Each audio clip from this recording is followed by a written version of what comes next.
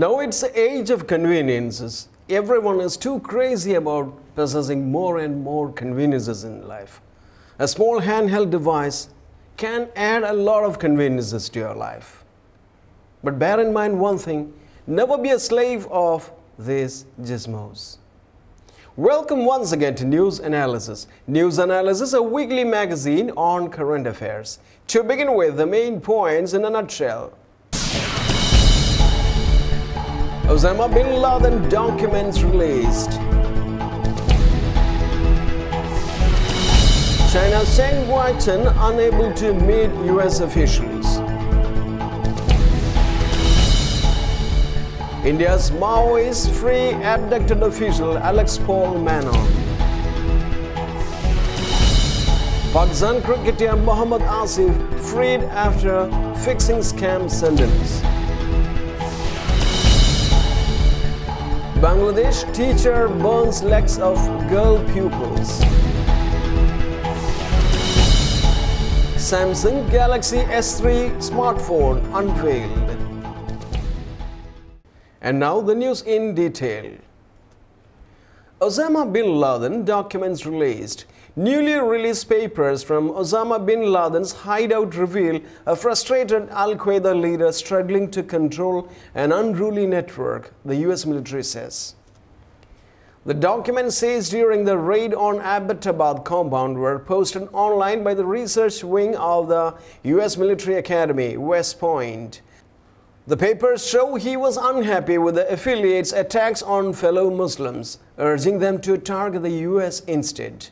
17 documents were released from the cache of more than 6,000. The 175-page cache was posted online by the US Military Academy's Combating Terrorism Center in the week marking a year since Bin Laden's death. While mistakes, the papers date from September 2006 to April 2011 and include letters from other Al-Qaeda leaders. This confirms what a lot of people thought, that at the time of his death a year ago, Osama Bin Laden was no longer in operational control of Al-Qaeda. These 17 documents have been released to an academic institution that is part of the US military. So they have vested interest in painting Bin Laden as a loser rather than as a force to be reckoned with. But I think this underestimates just how powerful a symbolic figure he was to many people because he was on the run from US for so long. There's no question that Al-Qaeda is much less dangerous than it was 10 years ago, but it would be foolish to say they have launched their last attack. There are still grievances and there are still causes. But what we have really seen is that fragmenting of Al-Qaeda into smaller, more regional operatives. Some documents suggest that the group had strained relation with Iran. Letters reveal Al-Qaeda's exasperation with the way Tehran handled the release of detainees, including members of Bin Laden's family, expressing annoyance that the Iranians do not wish to appear to be negotiating with us or responding to our pressures. All the political talk in America is about the economy, forgetting or ignoring the war, its role in weakening the economy, wrote Gadan. Earlier this week, White House counterterrorism chief John Brennan said Bin Laden's papers reinforced the view that US was safer without him. Meanwhile, there is no explicit reference to any institutional support from Pakistan, where the Al-Qaeda leader lived for 9 years. The papers make mention of trusted Pakistani brothers, but one reference suggests Bin Laden was wary of Pakistani intelligence. In a letter from April 2011, the Al-Qaeda leader discusses the Arab Spring, calling it a formidable event in the history of Muslims and expressing hope that they can influence events through media outreach and guidance. The correspondent suggests that Bin Laden's inner circle closely monitored US news media. Al-Qaeda media advisor Adam Gadan described ABC News as all right. Actually, it could be one of the best channels as far as we are concerned. But he said Fox News falls into the abyss and lacks neutrality. He also felt Al-Qaeda had not been given credit for America's economic downturn, according to documents from 2010. China's Chen Guangcheng unable to meet U.S. officials.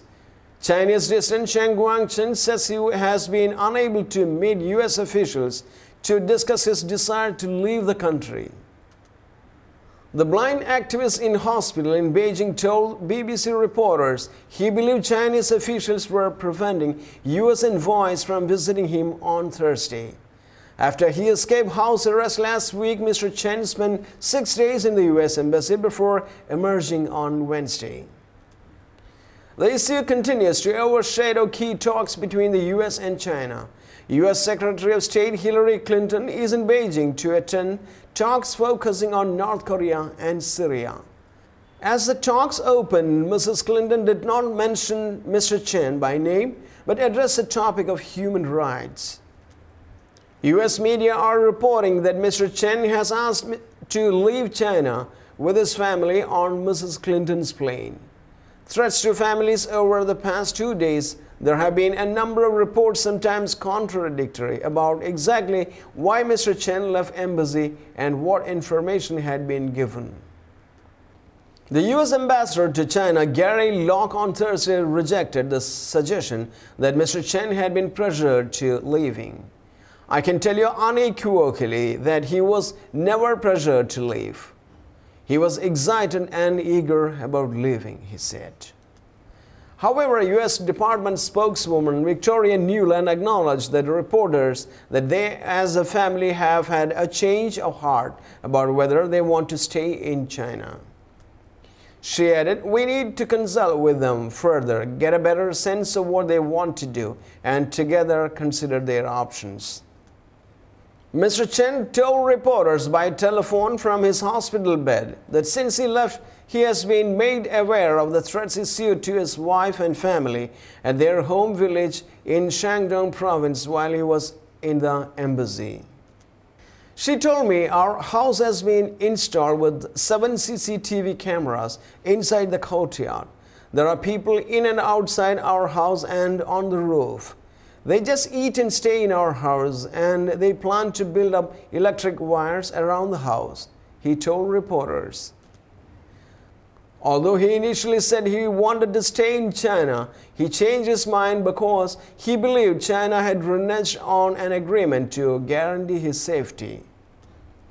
India Maoists free abducted official Alex Paul Menon.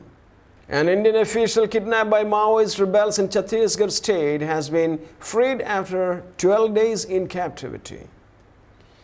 Alex Paul Menon, who was seized on 21st April, said he was tired and shattered after he was handed over to the mediators in Sukma district.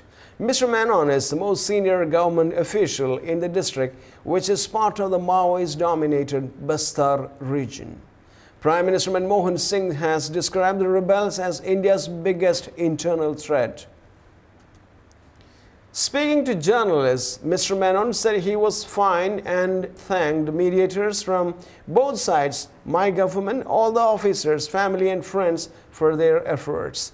I am tired, shattered. I would just like to go back home. I would just like to rest, he said.